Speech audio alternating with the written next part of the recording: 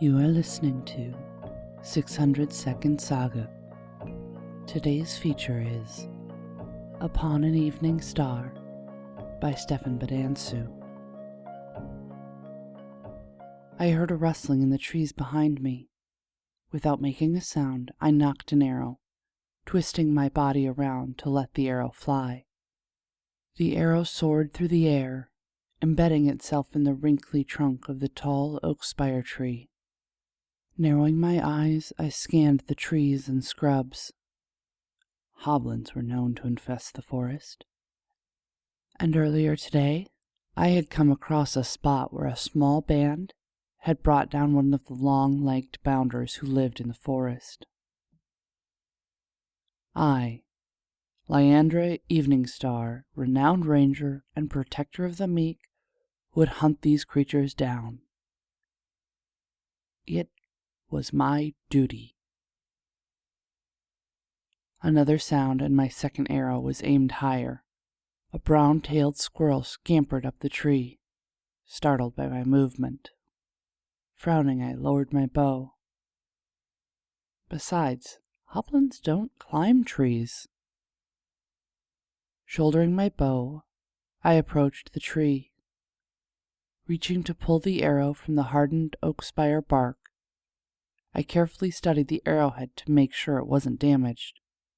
My bow was a gift from the elvenkin of the deep forests and had kept me safe through numerous adventures. Satisfied, I stowed the arrow in the quiver over my shoulder, tossed my cloak back, and reached up to tuck my hair behind my ear. I imagined that if someone had been watching me, the magic of the cloak would have kept me nearly invisible. I moved carefully through the forest, looking for more signs of the hoblins. I paused, examining the carelessly broken branches. Knee-height. Hoblin level.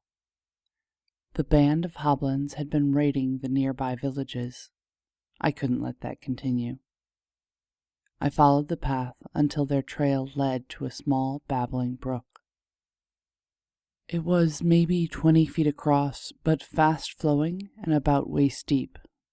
I scanned the far banks and could make out where the underbrush had been broken. No doubt where the hoblins had crossed and continued. I lifted the hem of my cloak up, wrapping it around my arm to keep it dry, and stepped carefully into the water, cautious about my steps, feeling the cool water flow into and around my leather boots. A splash right beside me as a startled bullywort jumped into the water and pulled my attention from the riverbed. I twisted, the current surging and sweeping my feet from under me. Falling forward, my cloak tangled up into my arms. With a splash, I came down hard on the stone, my head smacking against one of the rocks. It was a miracle I didn't drown. Cold water lapped at my face, and my head throbbed as if a bard was using it to play a harvest dance. I reached up, and my hand came away warm and sticky. My head was oozing blood from a gash. I groaned and took stock of my surroundings. The small game I had caught earlier had been swept away by the current, and my cloak had dragged me downstream several feet before becoming tangled in the rocks and branches at the side. Above me, the sky was lit by the pale light of the omen moon. The larger, warm yellow of the watchful moon was nowhere to be seen. Only 3 times a year would there be a night without the brighter eye of the watchful moon. They were the nights when people barred their doors shut, as evil spirits were said to walk the fields. If you believed in such stuff. It wasn't evil spirits, but my own fault that I slipped. I scowled, tugging on my cloak, but it was stuck fast and torn in several places. With a sigh, I untied the cloak and let the river claim its prize. It was only pure luck that I still had my bow and quiver.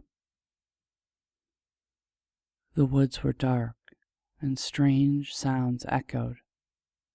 I thought I heard them whispered to me, Leah. But that must have just been the ringing in my ears. Sloshing out of the water, I was thankful to have not broken anything. That would not do for a renowned ranger and protector of the meek. Unfortunately, I didn't have the means to build a fire, and I didn't want to risk adding freezing cold to my bleeding head. I stripped off my soaking wet tunic and hunting pants, wringing them out and hanging them up, at least to get most of the moisture out.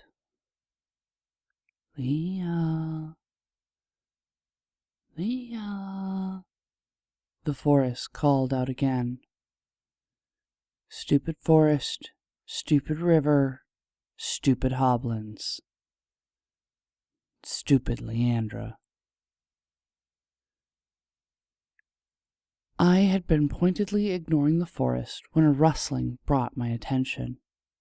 My instincts took over, and an arrow was knocked and ready to fly as I whirled around. The underbrush danced with a dim light, and a small boy pushed his way out, holding a covered lantern.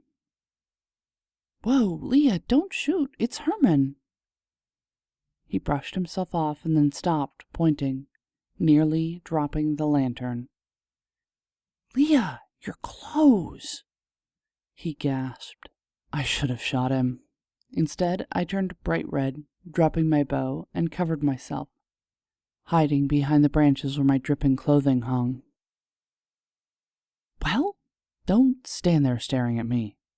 I blushed even deeper. He lifted the lantern higher and gasped. "You're bleeding. Are you okay?" This only made me blush more. My failures pointed out to me. I was a ranger. I slipped in the river, hit my head. I lowered my voice, still hiding behind the branches. I didn't feel brave and adventurous anymore. "Everyone is worried back in the village. No one wanted to go out because of the omen moon, but I snuck out," Herman said with pride in his voice. I felt a new wellspring of respect for the boy growing inside me. I must have blushed further because he finally turned his attention to the side.